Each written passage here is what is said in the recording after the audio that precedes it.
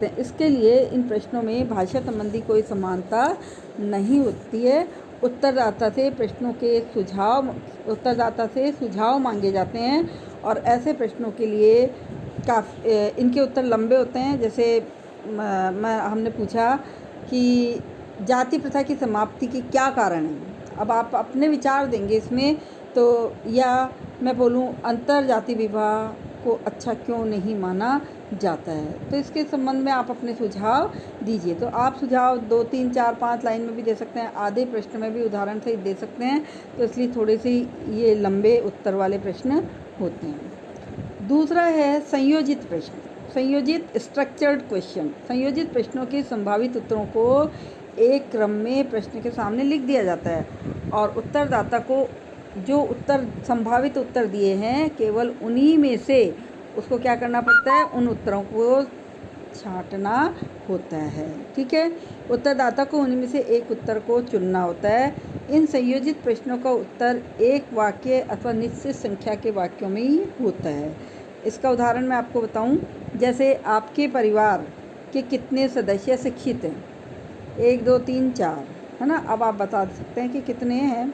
ठीक है, नेक्स्ट है आपके परिवार के कितने सदस्य प्राइमरी, सीनियर या हायर सेकेंडरी स्कूल या कॉलेज तक शिक्षित हैं? आपके कितने बच्चे हैं? इस तरह के प्रश्नों को पूछा जा सकता है। ये प्रश्न संयोजित प्रश्न कहलाते हैं। इसमें इस सूचनादाता किसी एक उत्तर से सहमत होता है और उसी को इसके अलावा हम ये वाली बात करेंगे कि उत्तरदाता को इनमें से एक उत्तर को चुनना होता है।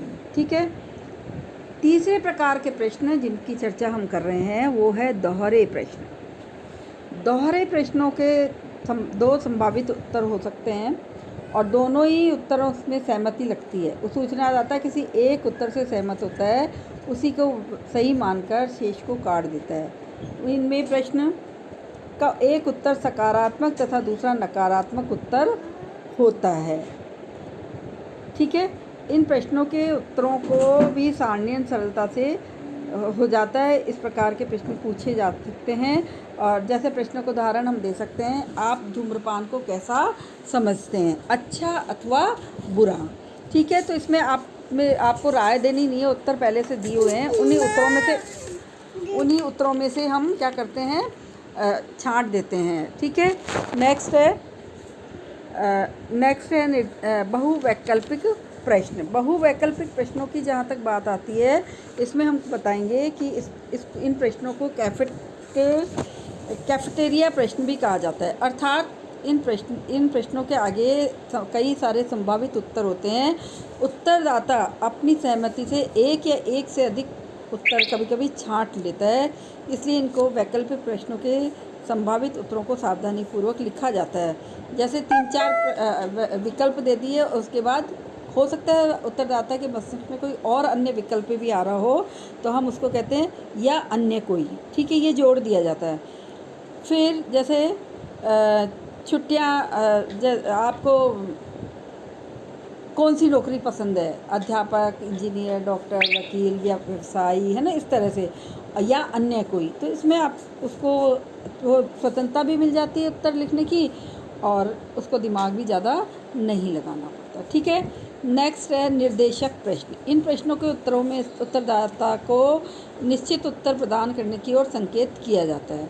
ये प्रश्न पक्षपात को क्या करते हैं, प्रोत्साहन देते हैं। अतः ऐसे प्रश्नों से बचना चाहिए, क्योंकि इससे क्या होगा, जो शेड्यूल है उसमें पक्षपात की संभावनाएं बढ़ जाती हैं। जैसे आजकल का संगीत आधुनिक विद्यार्थियों को पाश्चात्य संस्कृति की ओर नहीं ले जा रहा, तो इसमें मतलब आप पक्षपात कर रहे हैं, नहीं ले जा रहा, तो ले जा रहा है या नहीं ले जा रहा है, इसका उत्तर उसको देना होता है। ठीक है, नेक्स्ट है संदिग्ध प्रश्न। संदिग्ध प्रश्न की जब हम बात करते हैं, तो इस प्रकार के प्रश्नों से उत्तरदाता के मन में अनेक प्रकार के संदेह उत्पन्न हो जाते हैं। अनेक प्रकार के संदेह जब उत्पन्न होते हैं, तो वो जो उत्तर देता है उनके सही उत्तर क्या दे, उसके मन में एक टेंशन क्रिएट हो जाती है कि क्या सही है क्या नहीं है। जैसे हम पूछें उत्तरदाता से, आपकी आयु क्या है?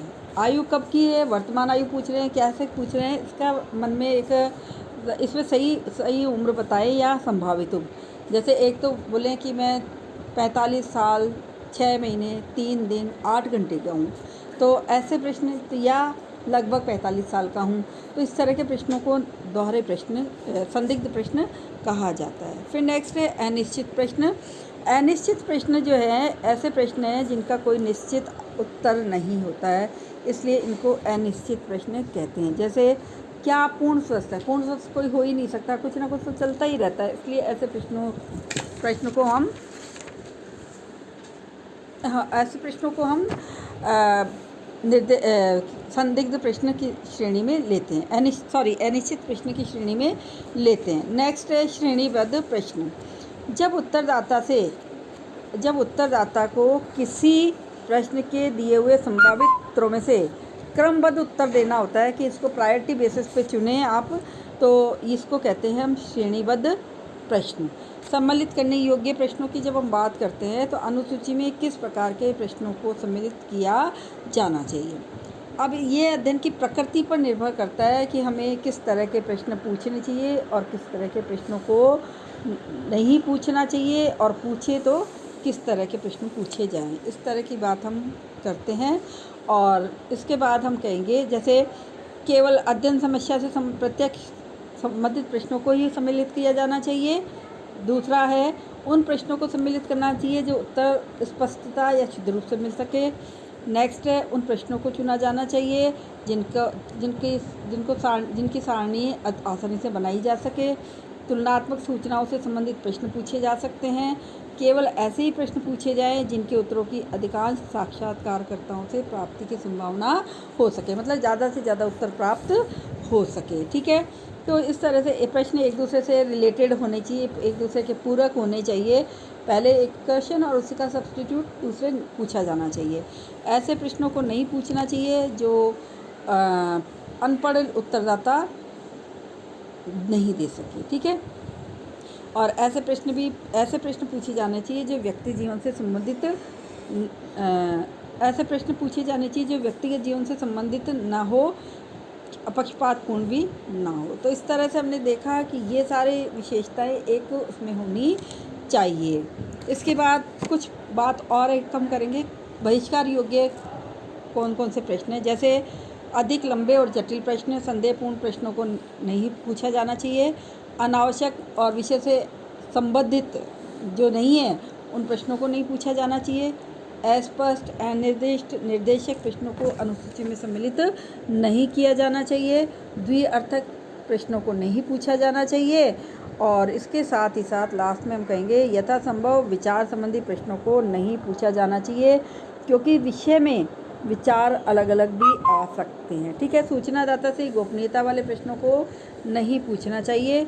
और अंत में हम कहेंगे यदि कोई सूचना अन्य निर्भर योग्य साधन से मिलती हो तो उससे भी संबंधित प्रश्नों को सम्मिलित नहीं किया जाना चाहिए। इस तरह से बच्चों आज अपन ने बात की अनुसूची की स्वरूप की बात की है, भौतिक स्वरूप, अंतर्वस्तु और अनुसूची में पूछे जाने वाले प्रश्न और नहीं पूछे जाने वाले प्रश्न जिनसे हमें परहेज करना है, इन सब की चर्चा की है। और आज के लिए बस इतना ही होगा, और कल हम इसी को आगे चलाएंगे कि अनुसूची की प्रयोग की विधि, कि कैसे अनुसूची का प्रयोग किया जाना चाहिए। आज के लिए इतना ही, धन्यवाद।